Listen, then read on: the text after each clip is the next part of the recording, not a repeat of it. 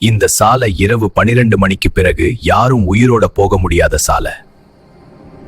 ஆனா 12 மணிக்கு மட்டும் ஒரு பஸ் வரும். அதுல ஏறினா யாரும் திரும்பி வர முடியாது.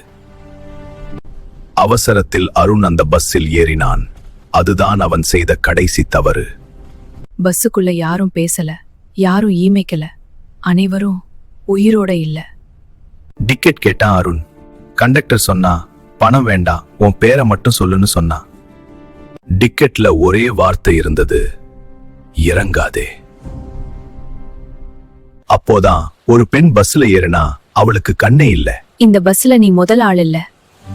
அனைவரும் இறங்கினார்கள். அருண் மட்டும் பஸ்ஸில் இருக்கிறான். இனிமேல் நீதான் இந்த பஸ்ஸோட கண்டக்டர். 12 வருஷங்களுக்கு முன் இந்த பஸ் விபத்துல எல்லாம் இறந்துட்டாங்க. அந்த இரவு பஸ் மீண்டும் வந்தது. இந்த முறை கண்டக்டர் அருண்.